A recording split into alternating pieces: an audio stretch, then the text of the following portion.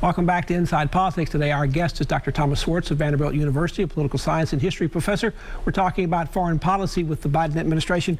Dr. Schwartz, you mentioned the history of what's been going on in these kinds of talks in the past, dating all the way back to the days of John Kennedy and Nikita Khrushchev when it was the Soviet Union. But the world has changed. We now have at least a third dominant power, and that would be China. Do you expect to see some similar talks coming up between Biden and President Xi in China? Yes, I do. I don't know when, though. Some of that will depend on a number of issues going on. Certainly the pandemic and the investigation of its origins will still have an impact. The trade disputes between the U.S. and China, the question of human rights for the Uyghurs, the Chinese actions against Hong Kong, all of these will play into something along those lines. But I do think at some point, perhaps shortly after President Biden meets with Putin, he's going to announce some type of a summit meeting with President Xi. President Biden made a comment in the last few days that said that China thinks they're going to own the United States within 15 years. What did he mean? And again, why did he say that? That's a very good question. I'm not sure what he was actually meaning. Now, what people have often mentioned in this regard is the fact that the Chinese buy a significant number of U.S. securities being a very good investment. So the Chinese have more than $1 trillion in U.S. securities. They have not been buying them as much in the past. They own, their actual percentage of ownership of the overall U.S. debt is relatively low, but still it's significant. They're the number 2 foreign country actually in owning U.S. debt.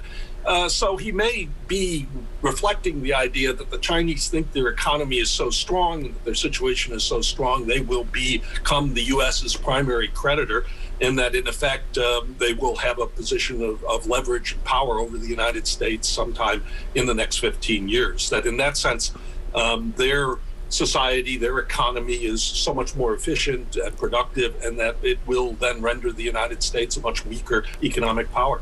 President Trump engaged in quite a trade war with China. While President Biden's undone many of the things that President Trump tried to do in his 4 years, some of the trade embargo he put in, or trade tariffs he put in, have not been removed. Why not? I think this is a slightly different issue, and I stressed again at the beginning that Biden does like to do things that oppose what Trump did. But the real issue here is that trade is an issue that cuts across American politics. There are lots of Democrats also upset with Chinese trade practices, and the idea of simply reversing the tariffs is not as politically beneficial to Biden as other issues where the partisan divide is much starker.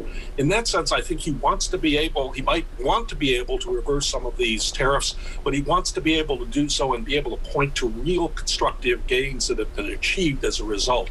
He knows trade is a powerful issue, but one that does not have the simple Republican-Democratic divide around it. The Biden administration is also continuing a trade dispute with Canada that came to a boiling point under Trump as well. It's early in his term, but where does it appear this president stands between the versus of being on the one hand for free trade, on the other hand the need for tariffs? Well, this is also interesting. The Biden administration has made it clear that it wants to have a foreign policy that is for the American middle class or America's workers.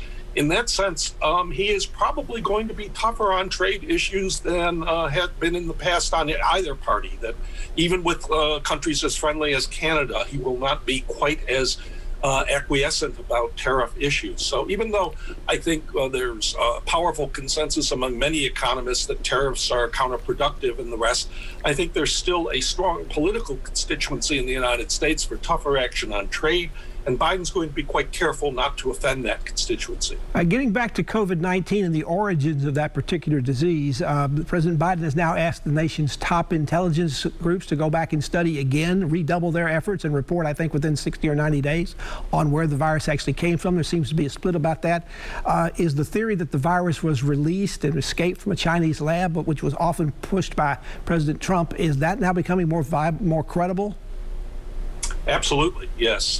You've got now Anthony Fauci saying that he thinks this might be possible. You've got other figures who in the past dismissed it, now saying that it is becoming quite a possibility and being accepted much more broadly.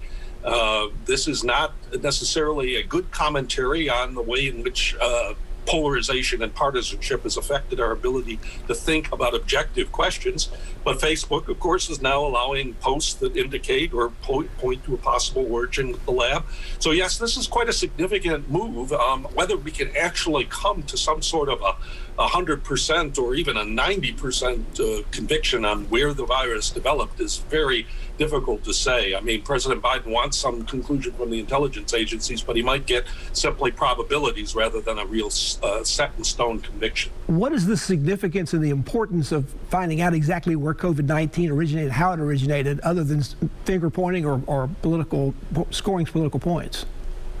Well, I think it would reflect very harshly on the Chinese government if this was a leak from a lab that was then covered up and then allowed to, in effect, cause a worldwide disaster. It's one thing to talk about a natural transmission of a virus through animals that caught the government by surprise. It's another thing if the Wuhan lab was doing this type of research and then there was a leak and that the Chinese government knew something about this at the time. It would reflect very, very badly on China and would probably compel the United States to undertake sanctions in some manner, or also to critique the World Health Organization, which we've recently rejoined. So I think it has very significant ramifications, but the one thing I wonder is whether we'll come to any degree of certainty given the difficulty of penetrating the Chinese information system. Our guest today on Inside Politics is Dr. Thomas Schwartz, Distinguished Professor of History and Political Science at Vanderbilt University. We're talking about the Joe Biden administration. It's 5 months in office and already dealing with a number of foreign policy issues. Back to continue our conversation on the other side of this break.